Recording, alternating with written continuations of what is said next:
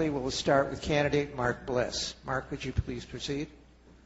Okay, first I would like to thank the Jaycees and the Intermediate Women's Club for hosting this event, as well as all those both in attendance and watching at home. I'd like to open with a question. How many of you believe that the city's median home value can grow to over $200,000? A couple of years ago, everybody expected it.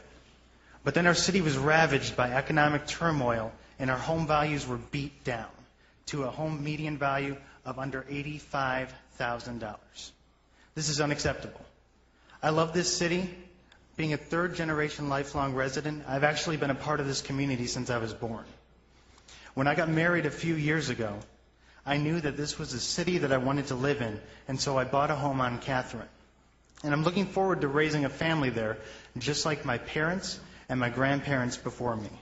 By the way, my beautiful wife Allison is actually in the audience, along with our daughter, who will be born in December. You know, I consider myself to be an economist and not really a politician, but my father taught me by example never to shy away from trying to make a difference. That's why I decided to run. Not because I want the position and prestige of being on city council, but because I believe that I can help bring us back to the city of decades past. Many of you have already read my proposals, and if not, I have some information on the table on the side over there.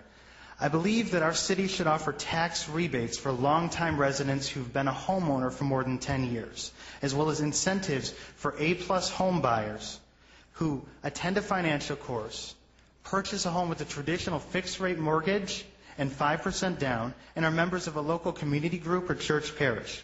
Several cities and townships offer incentives like these to boost interest in their community, and we definitely need more interest in ours. Many are losing their homes to economic hardship, and these aren't just stats on a paper. These are members of our community, neighbors, and we need to give them a hand. There are also many homes for sale and not enough people interested, so our property values continue to decline. The Oakland County Assessor's Office predicts a 21% decline in home values by next year, as opposed to just 6% for Bloomfield Hills and 16% for our next-door neighbors in Royal Oak. If we continue down this path, in 2012, Madison Heights home values will be under $50,000. We need to do something. The time has passed to sit idly by and wait for Washington to change this. Council must come up with ideas to fix the mounting problem, such as offering financial courses through Parks and Rec to give our residents the information they need to fight off this recession in their own homes, taking a scalpel to this budget to do whatever we can do to ride out this storm, and most importantly, finding creative solutions to the problems at hand. You know, it's easy for a candidate to list what they'd like to see happen, but I believe in proposing solutions, not empty statements and wishes. I believe in my proposals, and I'd be willing to discuss them at length with anybody, as I've been doing on the campaign trail. I encourage the current council, the other 9 candidates, as well as all of the community members to start voicing your ideas. We need to offer solutions to these problems before things get worse. Tonight, I hope that you each ask us about our proposals and then pick the 3 candidates whose proposals seem to be the best answer to our city's financial problems. The proposals I've presented here have been circulating since June, and I believe that they're the best fit for this city in order for our property values to increase. This is the single most important issue of this election, because if we don't raise our property values, we won't be able to afford any of the things that make our city great. There's one final group I'd like to thank, and that's the other 9 people running for city council with me.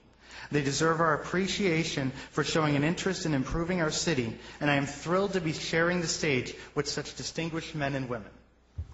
Another great distinguished man, Jack Welch, the former CEO of GE, once said that it's imperative to change before you have to.